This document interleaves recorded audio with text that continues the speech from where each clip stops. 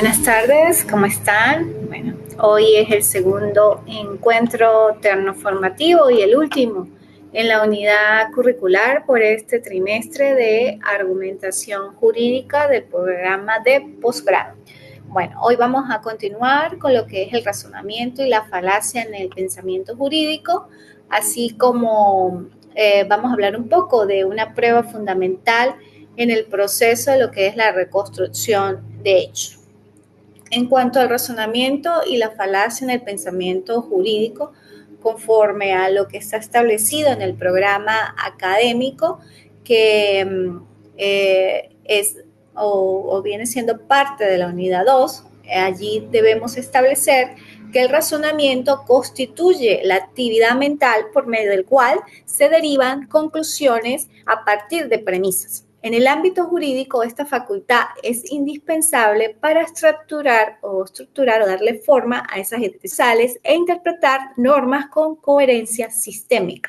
Ahora ustedes se preguntarán, ¿qué es coherencia sistémica? Bueno, es un principio fundamental, consistencia interna y lógica del sistema jurídico en su conjunto. Implica que las normas, principios y decisiones judiciales y prácticas interpretativas deben encuadrar entre sí sin contradicciones, formando pues así un cuerpo, se pudiera decir, armonioso y racional. Esa es la coherencia sistémica.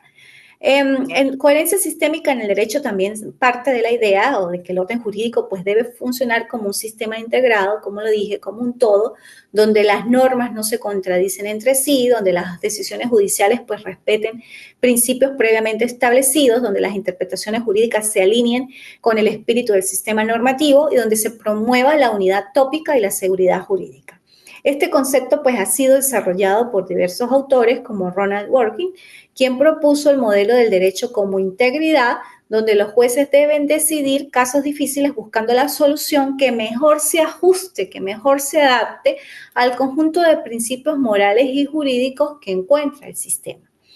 ¿Por qué es importante? Bueno, pues lógicamente evita antinomias, o sea, las contradicciones, los conflictos entre normas que ordenan cosas opuestas, facilita la interpretación, permite que los operadores jurídicos comprendan el sistema como un todo, fortalece la legitimidad, las decisiones coherentes refuerzan la confianza en el sistema judicial y promueve lo que es la llamada justicia material al evitar arbitrariedades y contradicciones. Un ejemplo, se pudiera decir práctico, un ejemplo para que ustedes lo puedan pues como visualizar mentalmente. Supongamos que en una norma civil permite el matrimonio a partir de los 15, 16 años, mientras que una norma penal sanciona relaciones sexuales con menores de 18 años. Si no se armonizan estas disposiciones, pues lógicamente se puede generar una incoherencia sistémica. Resolverla exige interpretar ambas normas de forma que no se contradigan, respetando pues en todo caso el principio de coherencia normativa. Ahora bien, en cuanto a los razonamientos jurídicos, recuerden que en la clase hablamos de los razonamientos deductivos, inductivos, analógicos, aductivos. Vamos a repasarlos. Ese tipo de razonamiento, el tipo de razonamiento deductivo, parte de una norma general, o sea, de todo, visualícelo como una esfera. El todo es la esfera, lo general, para resolver un caso en concreto. Vamos a colocar un punto dentro de esa esfera. Ese es el punto. Entonces, de afuera hacia adentro, yo ataco el punto. Ese es el razonamiento deductivo. Parte de una norma general para resolver un caso concreto. Su forma emblemática es el silogismo jurídico, donde la premisa mayor es la norma, la premisa menor, los hechos y la conclusión es la consecuencia jurídica. El razonamiento inductivo por decirse al revés, extrae una regla general a partir de la observación de múltiples casos. Se emplea en la creación jurisprudencial o doctrinal donde patrones reiterados o patrones ya consecutivos permiten enunciar principios. Entonces, de adentro hacia afuera. Volvemos, pues, supongamos al caso de la esfera, así lo visualizo yo a mi modo muy particular. El punto adentro tiene raíces y desde ese punto que va a brotar raíces yo voy estudiando de adentro hacia afuera a llegar a lo general. Son razonamientos en todo caso se podrían decir predictivos de algo muy particular se empiezan a generar otros matices, otros raíces, y yo voy a estudiar las posibles o probables sucesos que me pueden generar ese punto en particular. También tenemos un razonamiento analógico que compara un caso actual con uno anterior para aplicar una solución similar, siempre que la similitud sea jurídicamente relevante. Es la clave en sistemas de precedente obligatorio o persuasivo. Y está también el razonamiento aductivo, que propone una hipótesis razonable para explicar hechos conocidos. Es frecuente en etapas iniciales de la investigación jurídica o las investigaciones criminológicas. Sobre estos puntos o los tipos de razonamiento nos encontramos otros aspectos que son necesarios establecer para distinguirlos en el momento del discurso, del arte de discutir. Entre ellos está la falacia, silogismos y paralogismos. La falacia como tal es un error del razonamiento que aparenta validez, pero carece de fundamento real. Se distingue del sofisma, que es una falacia deliberada, y del paralogismo, que es una falacia involuntaria. Lógicamente, la sofisma y el paralogismo están dentro de las falacias porque las tienden, pues, lógicamente a inducir error. Pero son procesos inclusive que se dan con argumentaciones intencionales o argumentaciones involuntarias, producto inclusive de negligencia del conocimiento, se pudiera decir. Pero van dentro de los tipos de razonamiento, dentro de los sistemas argumentativos. Un sofisma y un paralogismo son ambos tipos de razonamiento incorrectos, pero se distingue principalmente por la intención del emisor. ¿Qué es un sofisma? Un sofisma es un argumento falso que parece lógico o verdadero, pero que se formula con la intención de engañar o manipular. Es deliberado y suele usarse en discursos persuasivos, publicidad o inclusive debates políticos. Ejemplo de sofismas. Todos los criminales son humanos. Juan es un humano, por lo tanto, Juan es un criminal. Observan, o sea, la forma de inyectar o incluir algo que empezó como que sí se pudiera decir de real. O sea, todas las personas que pudieran cometer delitos, pues lógicamente son humanos. Bueno, sin embargo, ahorita con la evolución tecnológica pudiera decirse que un robot puede cometer un hecho delictivo. Bueno, les dejo eso para que ustedes piensen. Pero en este caso particular, todos los criminales, todas las personas o los sujetos activos que cometen hechos delictivos son humanos. Juan es un humano. Pedro es un humano, X es un humano. Por lo tanto, Juan es un criminal. No pudiéramos decir eso y relacionar de manera deliberada sobre eso. Sin embargo, pues son sofismas y lógicamente son procesos argumentativos y son procesos de razonamiento, ¿no? Este razonamiento pues pareciera válido, pero lógicamente es claramente engañoso. Se juega con la estructura del silogismo para inducir al error. ¿Qué es un paralogismo? Un paralogismo también es un razonamiento incorrecto, pero sin intención de engañar. Es un error involuntario, producto de una mala interpretación, confusión conceptual o inclusive desconocimiento lógico. Por ejemplo, cuando me mudé a Argentina, dejé de tomar café y empecé a tomar mate. Desde entonces mejoró mi alergia al polvo. Por lo tanto, el mate cura la alergia al polvo. ¿Es correcto o incorrecto? O sea, son cuestiones de asociación, lógicamente, que generan un razonamiento que para la persona puede ser correcto, pero es totalmente de engaño. O sea, no hay una probabilidad científica, una prueba científica que porque dejó de tomar café y ahora sí está consumiendo mate y se mudó a Argentina, en todo caso se curó de las alergias. O sea, sí me explico, ¿verdad? Aquí no hay intención de manipular, pero se establece una relación por asociación causal sin fundamento. Es una conclusión errónea basada en meras coincidencias. Las diferencias. En el sofisma, lógicamente la intención es engañar, es un error lógico, es deliberado. El ejemplo también típico, si estudias mucho, sacarás buenas notas, por tanto, estudiar garantiza el éxito. ¿Es así o no es así? No, ¿verdad? Paralogismo involuntario es accidental, por decir, los perros tienen 4 patas, mi gato tiene 4 patas, entonces mi gato es un perro, si tiene 4 patas, no, ¿verdad? Eso es un paralogismo. Ahora bien, con respecto a lo que es el impacto, se pudiera decir, de la argumentación o el impacto de este tipo de errores involuntarios o deliberados o intencionales en la argumentación jurídica, pues lógicamente tienen impacto, tanto los sofismas como los paralogismos pueden contaminar la calidad del razonamiento jurídico, debilitando así la motivación de una sentencia o la solidez de una postura procesal. En contextos judiciales, pues un sofisma puede parecer en alegatos totalmente manipulativos, por ejemplo, cuando una parte exagera intencionalmente la relevancia de un precedente que no aplica. Un paralogismo puede surgir también cuando el juez, sin mala fe, confunde la aplicación de una norma de forma inconsistente con elementos del expediente o demás, ¿ok? O interpreta de forma inconsistente dos o más elementos del expediente. En cuanto a ejemplos aplicados en el derecho penal, un sofisma judicial, pues se puede decir deliberado. El acusado, por decir, usó ropa oscura y caminaba en una zona peligrosa de noche, eso demuestra su intención criminal. Entonces, se puede decir que todas las personas que utilizan ropa oscura pueden ser sujetos activos de delito. No, ¿verdad? Entonces, son sofismas deliberados, pero pueden hacer dentro de ese arte de argumentar y de discutir, de disuadir o persuadir, pues llegar a conclusiones erróneas, ¿no? Este argumento pues presupone una culpabilidad por meras características superficiales y exagera la inferencia, es un caso sofisma que lleva pues implícito un prejuicio, ¿no? También está el paralogismo, como ya le indiqué, judicial, en los procesos de derecho penal pudiera ser algo así como que el acusado declaró que no recordaba bien la noche de los hechos. Eso confirma que estaba en estado de culpa. O sea, no. Aquí el error lógico radica pues en confundir la falta de memoria con admisión indirecta de culpabilidad y sin evidencia objetiva que sostenga esa inferencia.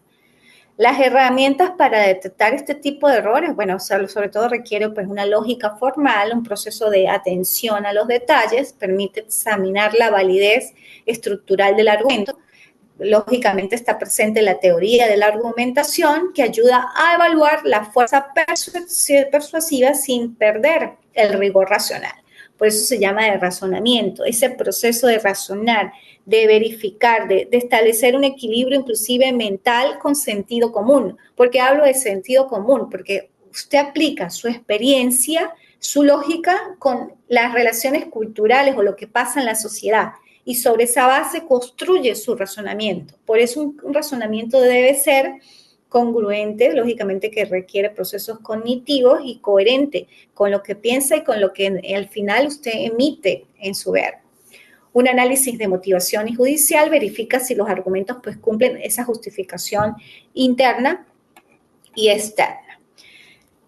Ahondando también un poco más en la falacia, dijimos que esa falacia que también es un razonamiento que parece válido o persuasivo, pero que contiene un error lógico, puede ser formal cuando haya la lógica interna del argumento o informal cuando el contenido es defectuoso. Las falacias pues pueden ser intencionales o involuntarias. Son intencionales, hablamos de sofismas, y son involuntarias cuando hablamos de paralogismos. La clasificación de las falacias, bueno, es formal, error en la estructura lógica del argumento. Por ejemplo, si llueve hay humedad, entonces llueve, por ejemplo. Informal, error en el contenido, en el contexto o relevancia. Todos lo hacen, así que debe estar bien. Si todos lo hacen, quiere decir que debería estar bien. No necesariamente. Las falacias formales, hay una afirmación del consecuente, error. Por ejemplo, se asume que sí. Si A, entonces B implica A. Se hacen relaciones. Ejemplo, si estudio, apruebo, aprobé, entonces estudié. Pudo haber aprobado también por otros motivos, ¿no? Consideraciones ya muy internas, específicas o propias del ser, particularidades. Negación del antecedente, error. Se concluye que si A, entonces B, no A implica B. Ejemplo, si llueve, se moja el suelo. No llueve, entonces el suelo no está mojado. Puede estar mojado por otra causa, porque estén coleteando, estén trapeando, por decir.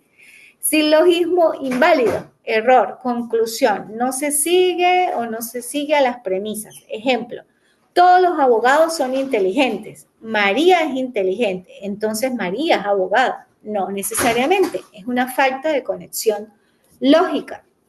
Ahora bien, en cuanto a las falacias informales, por ejemplo, tenemos la ad hominem, error.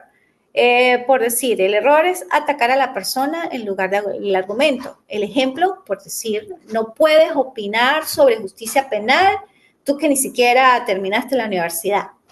Es un error ad hominem, una falacia informal ad hominem, porque va en detrimento de la persona, ¿ok? Ataca a la persona. Otra falacia ad populum, por decir, el error sería apelar a la mayoría como prueba de verdad. El ejemplo típico, todos creen que el acusado es culpable, así que debo o debe serlo. Es ad populum, por mayoría. Otro tipo de falacia es aperetcundiente, pega la lengua, o autoridad, o falacia de autoridad. El error en este caso, por decir, es usar la opinión de una autoridad como prueba absoluta. El ejemplo, el juez dijo que es inconstitucional, así que no hay discusión, porque el juez lo dijo, ya es de esa manera. No apelación a la fuerza. El error aquí está usar amenazas o coerción como argumento. El ejemplo, si no aceptas, perderás el caso. Así es. Falacia ad ignorante o por ignorancia. El error se encuentra en asumir que algo es verdadero porque no se ha demostrado lo contrario. Ejemplo, no hay pruebas de que sea inocente, por lo tanto, es culpable.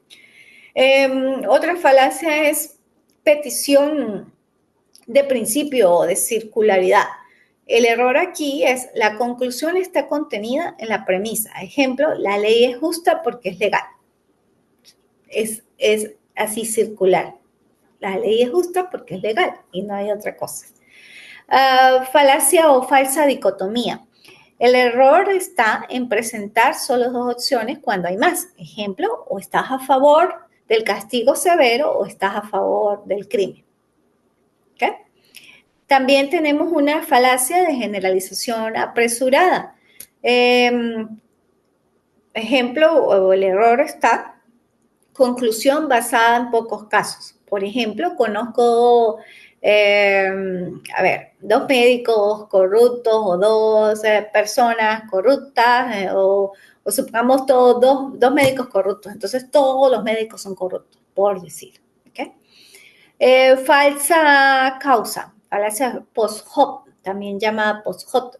El error está en asumir la causalidad por mera sucesión temporal. El ejemplo sería, después de probar la ley, aumentó el crimen, la ley lo causó. O sea, se aplicó una ley, una nueva ley, entonces esa ley fue la que conllevó a que el crimen aumentara. ¿Okay? Falacia de hombre de paja. El error está en caricaturizar, o sea, también, caricaturizar el argumento contrario para refutarlo fácilmente. Ejemplo, dices que debemos proteger los derechos del acusado, entonces quieres liberar criminales peligrosos. O sea, hombre de paz, o sea, le busca la vuelta para hacer caer en ese error, en la falacia. Pista de falsedad, otro tipo de falacia. El error se encuentra en desviar la atención del tema central. Ejemplo, no discutamos la legalidad del arresto, hablemos de cómo la víctima está sufriendo. También está la falacia tú coque o tú también, o sea, como más de tú a tú. El error se establece cuando justifica una acción porque el otro también la hace. Ejemplo, no puedes criticarme por mentir porque tú también lo hiciste. Esas son falacias de tú a tú. La aplicación jurídica, bueno, detectar falacias es esencial para evaluar la motivación judicial, para construir argumentos sólidos en demandas y en defensas, para evitar errores de razonamiento en la interpretación normativa, para preservar la coherencia sistemática del orden jurídico. En líneas generales, pues las falacias jurídicas pueden ser ad hominem, ataca al sujeto en vez de la argumentación, como ya lo indiqué, o las más usuales, la petición de principio, da por cierta conclusión dentro de la premisa, la de falsa analogía, compara casos o similitudes irrelevantes con cosas irrelevantes, la potjo, falsa causa, que asume casualidad por mera correlación, la generalización apresurada, que concluye reglas a partir de casos aislados, Igualmente, pues la falacia la podemos encontrar en la lógica, en la retórica y en la dialéctica. En la lógica, la falacia pues constituye un error formal, se pudiera decir, o informar en la estructura del argumento. En la retórica puede ser una técnica persuasiva falaz usada sin validación lógica. En la dialéctica jurídica, la falacia afecta el equilibrio argumentativo entre partes procesales, distorsionando el análisis racional. También, bueno, desde ese punto de vista, ya vas observando lo que son las falacias y que podemos incurrir inclusive de manera indirecta o involuntaria en ese tipo, debemos tener cuidado en esos discursos argumentativos, y más en esos discursos pues, que conllevan a resoluciones o a persuasiones en estrados judiciales o en ámbitos judiciales, ¿ok? Ahora bien, otro punto del programa es la argumentación en el derecho. La argumentación jurídica pues representa el eje estructural del todo discurso normativo, sin duda alguna, ¿verdad? Su objetivo es fundamentar decisiones jurídicas con razones objetivas, transparentes y comunicables, tanto en el plano procesal como sustantivo. La motivación jurídica es la exposición de las razones formales y materiales que justifican una decisión judicial. Su ausencia vulnera principios como el debido proceso, la tutela judicial efectiva y el control democrático del Poder Judicial. Las razones del derecho. Se distinguen dos grandes núcleos de justificación. Justificación interna, cuando hay una coherencia entre norma, hecho y resultado y aplica la lógica formal, en este caso, deducción y las reglas procesales. Y hay una justificación externa que apela a principios superiores como la equidad, proporcionalidad, dignidad humana o contexto sociohistórico. En los procesos de argumentación jurídica, pues podemos observar que debe existir siempre una identificación del problema jurídico, un relevamiento de esas normas aplicables o la relevancia de esas normas aplicables, la valoración de los hechos y pruebas y la selección del tipo de argumento como la redacción, el razonamiento en forma persuasiva y razonable. Se podrán ustedes preguntar, pero ahora ¿cómo argumentamos? Pues argumentar implica contextualizar hechos dentro de marcos normativos, construir silogismos válidos, anticipar objeciones y responder con solidez analítica, sobre todo para organizar pues esa lógica jurídica. También tenemos tipos de argumentos jurídicos cuando hablamos de argumentos de autoridad, donde citamos jurisprudencia, doctrina o legislación, argumentos teológicos o teleológicos, cuando interpretan normas según su finalidad, argumento sistemático cuando ubica la norma dentro del orden jurídico, el argumento histórico cuando considera el contexto de creación normativa y el argumento de equidad o justicia material que apela a varios supralegales. ¿Okay? El impacto en la argumentación jurídica, bueno, como ya la indiqué, tanto los sofismas como los paralogismos pueden contaminar la calidad del razonamiento jurídico, debilitando la motivación de una sentencia o la solidez de una postura procesal. En contextos judiciales pudiera pasar eso. Lógicamente que los jueces están duchos o con conocimiento para poder detectar este tipo de argumentaciones, ¿no? Que tengan pues sofismas, falacias o paralogismos. Un sofisma pues también puede aparecer en alegatos manipulativos, por ejemplo, cuando una parte exagera intencionalmente la relevancia de un precedente que no aplica. Un paralogismo también puede surgir cuando el juez, sin mala fe, confunde la aplicación de una norma o interpreta de forma inconsistente los elementos del expediente. También pues existen herramientas para detectar estos errores. Bueno, hay que tener pues como yo también esa lógica formal, verificar la teoría de la argumentación y hacer un análisis motivacional. Con esto pues concluimos esa parte de argumentación, razonamiento, falacias y demás, y que bueno, ustedes deben seguir profundizando en estos temas sumamente importantes, sobre todo en los que litigan o los que están en partes activas en el área judicial. Otro punto del programa habla de los hechos y sus pruebas. El hecho como tal pues constituye un elemento fáctico sobre el que se articula la aplicación normativa En el proceso jurídico, el hecho no solo debe ser narrado, sino reconstruido, probado y valorado según criterios procesales. La reconstrucción de los hechos consiste en organizar esa narrativa racional, verosímil y jurídicamente relevante sobre lo acontecido. Ello pues implica fijar un tiempo, autores y consecuencias, depurar contradicciones o ambigüedades, evaluar la plausibilidad lógica del relato. La reconstrucción pues debe evitar caer en excesos interpretativos o prejuicios, siendo fiel a los datos disponibles. Y bueno, en sí, la reconstrucción es el proceso lógico y jurídico mediante el cual se establece una narración verosímil, jurídicamente relevante y probada de los acontecimientos alegados en un caso. No se trata simplemente de contar una historia, se debe buscar pues recrear esa realidad procesal de forma que el juez pueda aplicar el derecho correctamente. Los elementos claves del proceso, bueno, debe existir una secuencia temporal, se debe ordenar cronología y relevancia. Por ejemplo, cuándo ocurrió el hecho, cómo se desarrolló y qué consecuencias generó.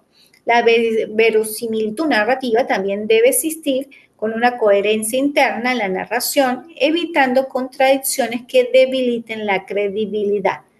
La relevancia jurídica se pone a manifiesto cuando solo se reconstruyen hechos que tengan incidencia directa en el litigio. Lo anecdótico y relevante debe ser depurado. Y por supuesto, pues un apoyo probatorio. La reconstrucción debe estar respaldada por pruebas legítimamente incorporadas como testigos, documentos, inspecciones o experticias, y no basta con alegar que se debe demostrar. Lógicamente, también tienen fundamento constitucional, entre ellas pues el artículo 49 constitucional, 26 constitucional, también se encuentra dentro de la norma adjetiva penal, en el Código Orgánico Procesal Penal, y bueno, en ciertas normas, dependiendo del caso que se quiera reconstruir, pero más en el ámbito pues penal se aplica este tipo de pruebas, ¿no?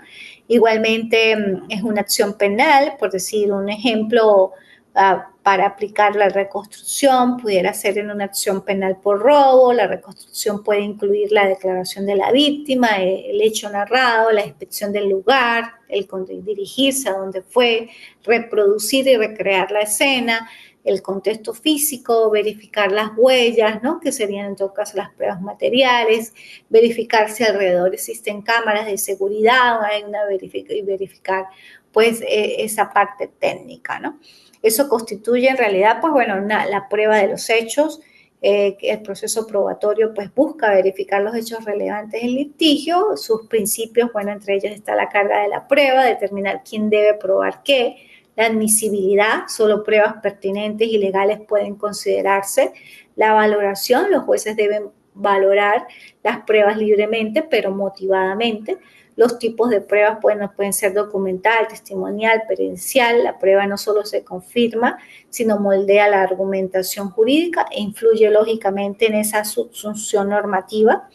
La prueba de los hechos es uno de los pilares fundamentales pues, del proceso judicial, ya que permite al juez o al tribunal verificar la veracidad de los acontecimientos alegados por las partes y con base a ello aplicar correctamente el derecho. En otras palabras, pues no basta con invocar normas jurídicas, es necesario demostrar que los hechos que justifican su aplicación realmente ocurrieron.